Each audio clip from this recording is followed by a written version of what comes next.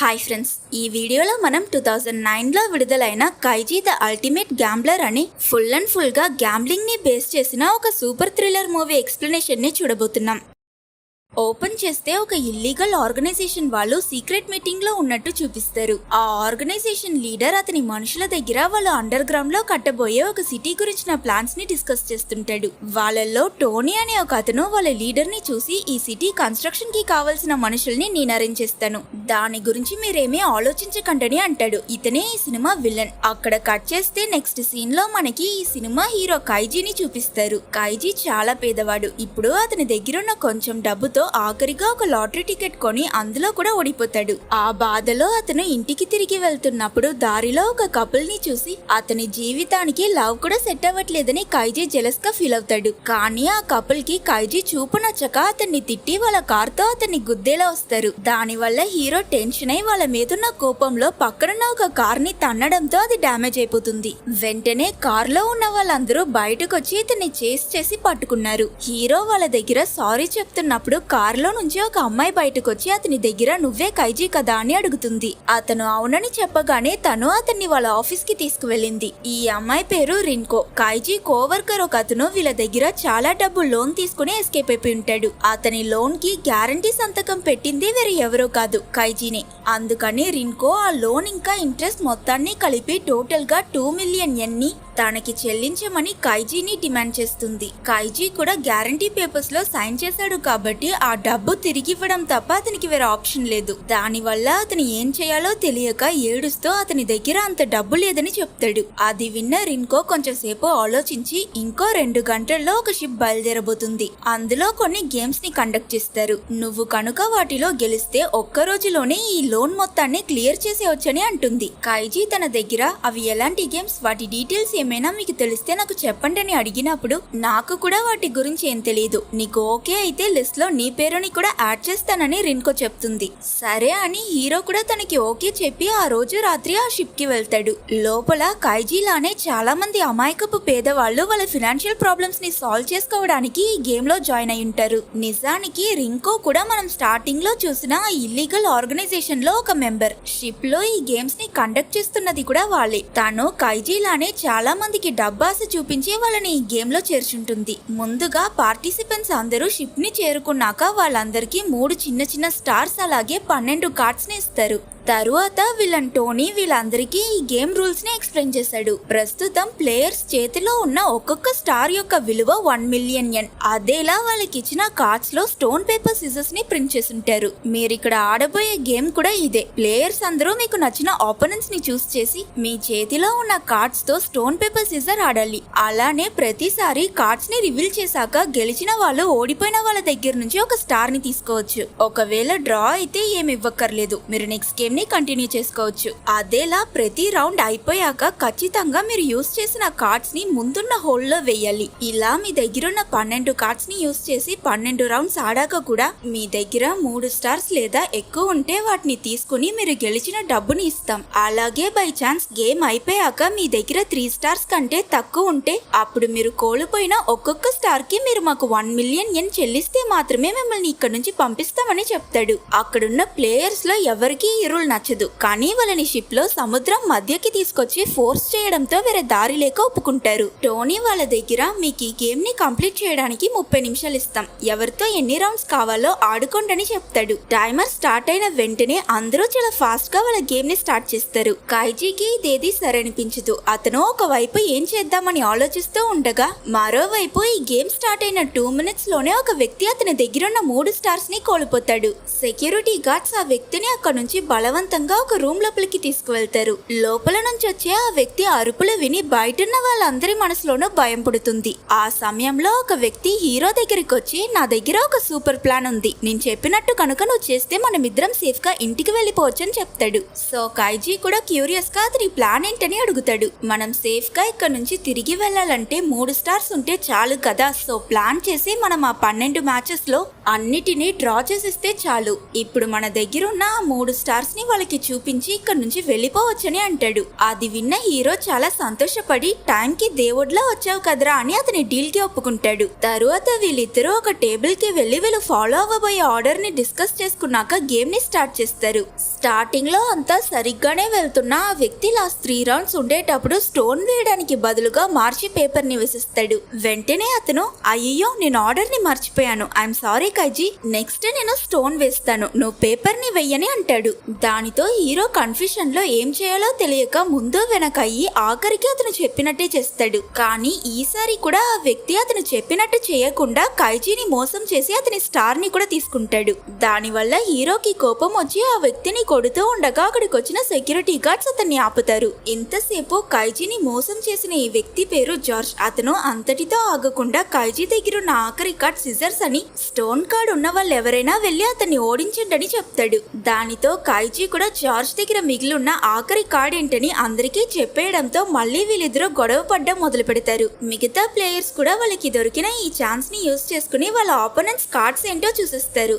దానివల్ల అక్కడ ఒక పెద్ద కలవరం అవుతుంది. ఆ సమయంలో సెక్యూరిటీ గార్డ్స్ ఒక ప్లేయర్ అతని కార్డ్స్ ని బాత్రూమ్ లో ఫ్లష్ చేయడానికి ప్రయత్నించాడని అతన్ని కొట్టి వీళ్ళ దగ్గరికి తీసుకొస్తారు. ఇతని పేరు మిస్టర్. ఇతను యూజ్ చేసిన ఒక కార్డ్ పోయింది కాబట్టి భయంలో ఇతను ఇలా చేశాడు. అక్కడ ప్లేయర్స్ అందరూ గొడవ పడ్డం చూసిన జార్జ్ అందరినీ ఆపి ఇప్పుడు మన దగ్గర ఫైట్ చేయడానికి సమయం లేదు, మీ కార్డ్స్ ఏంటో మీ ఆపోనెంట్స్ కి తెలిసిపోయింది కాబట్టి మళ్ళీ మనం రీషఫల్ చేద్దామని అంటాడు. అది విన్న ప్లేయర్స్ అందరూ కూడా జార్జ్ చెప్పినట్టు రీషఫలింగ్ చేయడమే మంచి డిసిషన్ అని నిర్ణయిస్తారు. కైజీ అక్కడ నమ్మకం కోల్పోయి ఒంటరిగా ఉన్న మిస్టర్ దగ్గరికి వెళ్లి నేను మీకు సహాయం చేస్తానని చెప్పి అతనితో పాటు కార్డ్ షఫలింగ్ లో జాయిన్ అవుతాడు. జార్జ్ అందరి కార్డ్స్ ని బాగా షఫల్ చేసి ఎవరెవరు ఎన్ని కార్డ్స్ ఇచ్చారో వాళ్ళకి అన్ని కార్డ్స్ ని తిరిగిస్తాడు. అందులో హీరోకి బ్లడ్ మార్క్ ఉన్న ఒక కార్డ్ దొరుకుతుంది. యాక్చువల్లీ కైజీ జార్జ్ తో ఫైట్ చేస్తున్నప్పుడు అతని కార్డ్ కి ఈ రక్తం తగిలింది. ఇప్పుడు రీషఫలింగ్ అయ్యాక కూడా కైజీకి మళ్ళీ ఆ సిజర్ ఉన్న అదే కార్డే దొరికింది. ప్లేయర్స్ అందరికి కార్డ్స్ దొరికాక వాళ్ళ గేమ్ ని కంటిన్యూ చేసుకుంటున్నప్పుడు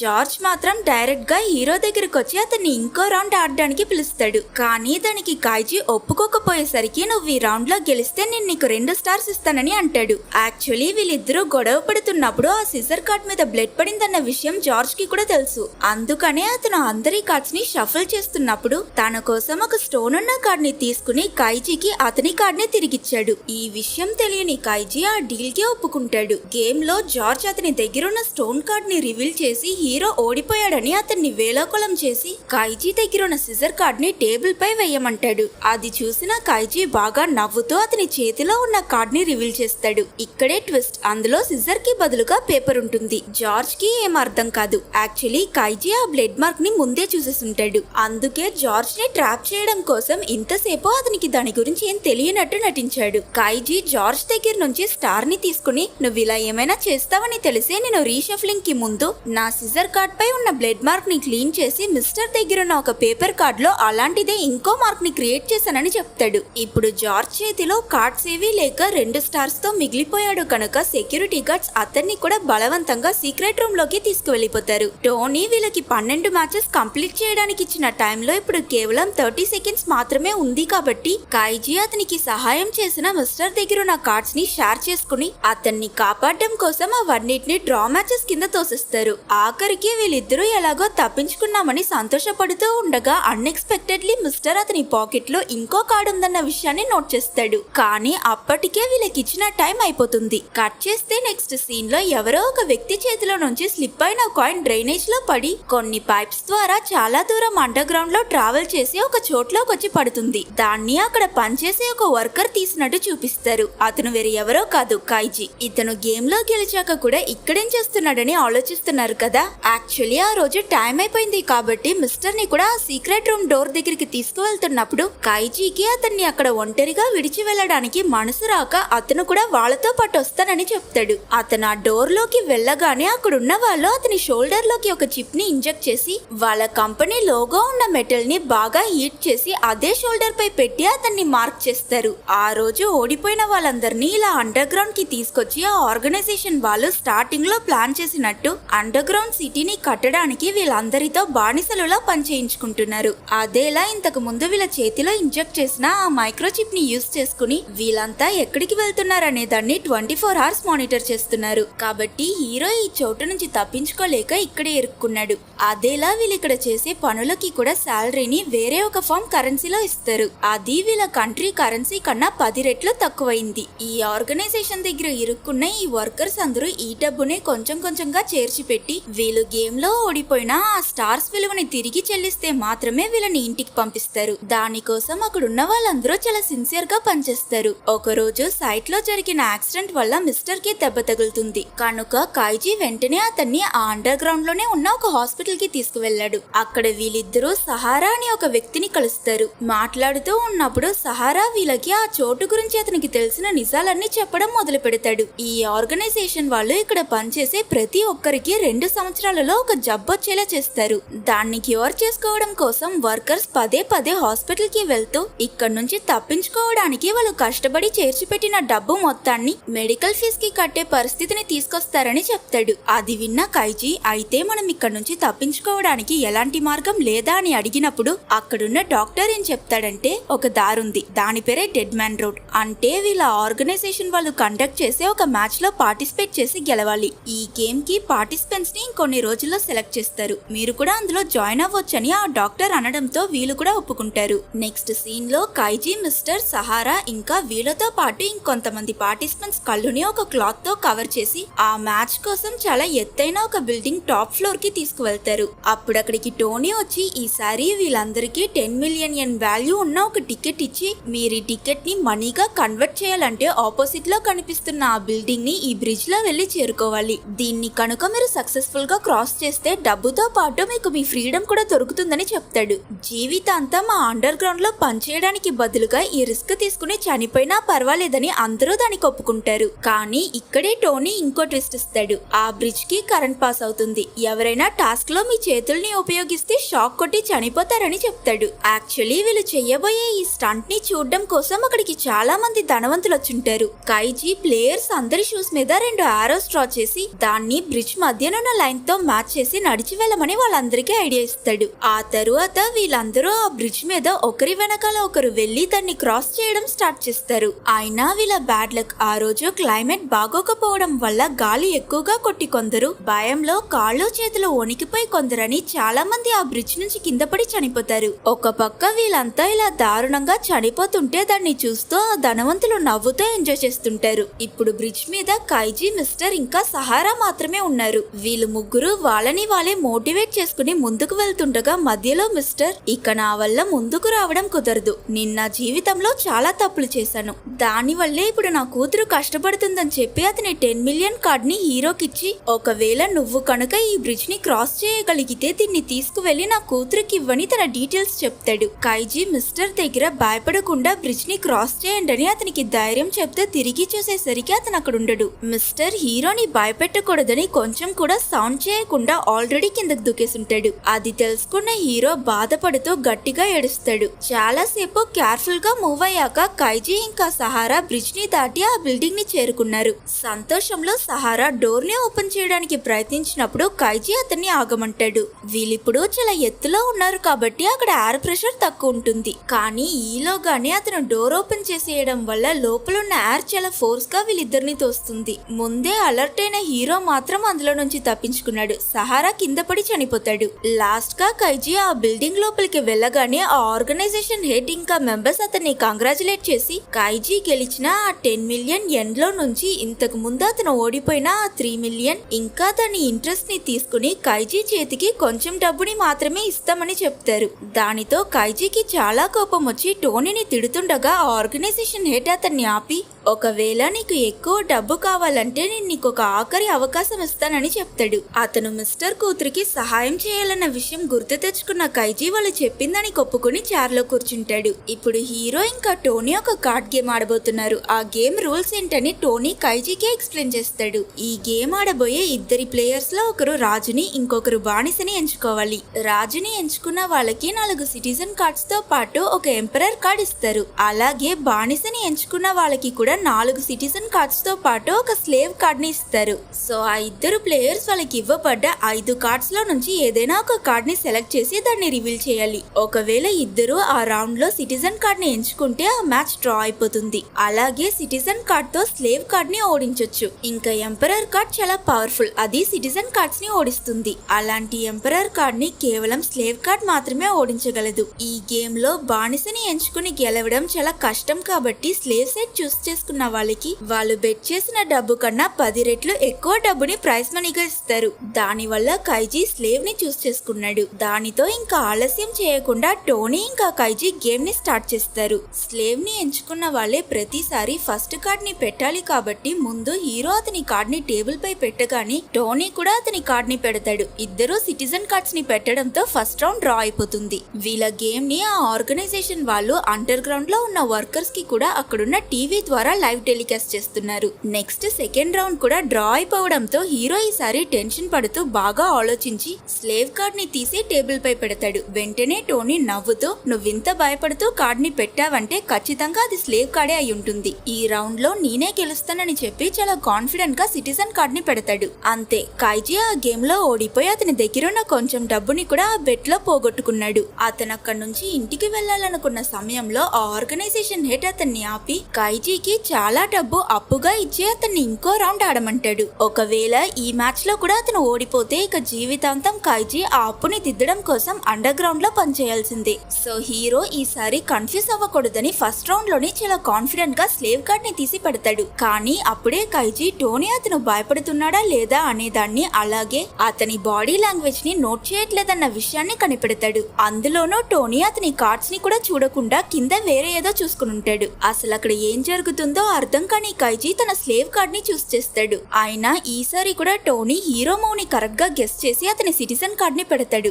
ఇలా ఆఖరికి లోన్ తీసుకున్న డబ్బుని కూడా కైజీ కోల్పోయాడు కనుక అతన్ని మళ్ళీ అండర్ గ్రౌండ్ లో పనికి తీసుకువెళ్తుంటారు. ఆ సమయంలో హీరో టోనీ చేతిలో ఉన్న వాచ్ ని చూసి అతను గేమ్ స్టార్ట్ అవ్వడానికి ముందు వేరే ఒక వాచ్ ని యూస్ చేశాడన్న విషయాన్ని గుర్తు తెచ్చుకుని అయితే అతను మ్యాచ్ మధ్యలో కూడా ఈ వాచ్ ని చూసుంటాడని అర్థం చేసుకున్నాడు. అసలు అలా ఆ వాచ్ లో టోనీకి ఏం కనిపిస్తుందని కైజీ ఆలోచిస్తూ ఉండగా అతనికి తన శరీరంలో ఉన్న మైక్రోచిప్ గుర్తుకొస్తుంది. కైజీ గేమ్ లో ఆ స్లేవ్ కార్డ్ ని యూస్ చేసిన ప్రతిసారి అతని హార్ట్ బీట్ ఇంకా బ్లడ్ ప్రెషర్ ఎక్కువ అవుతుంది. మేబీ ఈ మైక్రోచిప్ ఆ డీటెయిల్స్ ని టోనీకి ఇన్ఫార్మ్ చేస్తుందనుకుని కైజీ వెంటనే రిన్కో దగ్గర తనతో ఒంటరిగా మాట్లాడాలని చెప్పి తీసుకువెళ్తాడు. వాళ్ళు ఎలా నన్ను మోసం చేసి గెలుస్తున్నారన్న స్ట్రాటజీ నాకు తెలిసిపోయింది. నెక్స్ట్ రౌండ్ లో నేను ఖచ్చితంగా గెలుస్తాను, దానికి నాకు కొంచెం డబ్బు అప్పివ్వండి అని తనని కన్విన్స్ చేస్తాడు. ఆ తరువాత కైజీ రిన్కో ఇచ్చిన చెక్ తీసుకువెళ్లి టోనీకి చూపించి వీళ్ళిద్దరూ నెక్స్ట్ రౌండ్ కి సిద్ధమవుతారు. అప్పుడు ఆ ఆర్గనైజేషన్ హెడ్ రిన్కో దగ్గర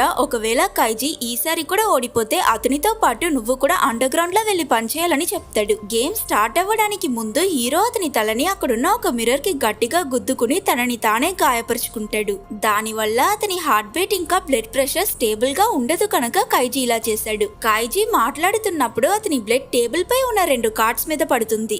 ఇంకా గేమ్ స్టార్ట్ అయ్యాక కైజీ ప్లాన్ చేసినట్టే టోనీ అతని హార్ట్ బీట్ ని సరిగ్గా నోట్ చేయలేకపోతాడు. అందుకని టోనీ రిస్క్ తీసుకోకూడదని ముందు సిటిజన్ కార్డ్ ని తీసి పెడతాడు. ఆ మ్యాచ్ డ్రా అయిపోతుంది. కైజీ కాన్ఫిడెంట్ గా టేబుల్ పై పెట్టిన సెకండ్ కార్డ్ లో బ్లడ్ మార్క్ ఉండడాన్ని టోనీ గమనిస్తాడు. యాక్చువల్లీ కైజీ బ్లడ్ మొత్తం 2 కార్డ్స్ మీద పడింది కదా, అందులో ఒకటి సిటిజన్ ఇంకొకటి స్లేవ్ అన్న విషయం టోనీకి ముందే తెలుసు. అంటే ఇప్పుడు కైజీ పెట్టిన ఈ కార్డ్ స్లేవ్ అయి ఉండడానికి 50% ఛాన్స్ ఉంది కాబట్టి టోనీ ఒక సిటిజన్ కార్డ్ ని తీసి టేబుల్ పై పెడతాడు. ఆయన ఇద్దరివి సిటిజన్ కార్డ్స్ అవ్వడంతో ఈ రౌండ్ కూడా డ్రా అయిపోతుంది. దానికి నెక్స్ట్ రౌండ్ కూడా వీళ్ళిద్దరూ మళ్ళీ సిటిజన్ కార్డ్స్ తో డ్రా చేస్తారు. కైజీ 4th రౌండ్ లో ఆ ఇంకో బ్లడ్ ఉన్న కార్డ్ ని చూస్ చేస్తాడు. దానితో టోనీ ఆల్రెడీ ఒక బ్లడ్ కార్డ్ పోయింది కనుక ఈ రెండో కార్డ్ ఖచ్చితంగా స్లేవ్ కార్డే అయ్యుంటుందని దాన్ని ఓడించడానికి అతని సిటిజన్ కార్డ్ ని తీసి పెట్టాలనుకున్నప్పుడు అతనికి ఒక విషయం స్ట్రైక్ అవుతుంది. కైజీ ఇంతకు ముందు స్టోన్ పేపర్ సిజర్ గేమ్ లో కూడా అతని ఆపోనెంట్ ని ఇలానే బ్లడ్ మార్క్ తో ట్రిక్ చేసి గెలిచుంటాడు. ఉంటాడు.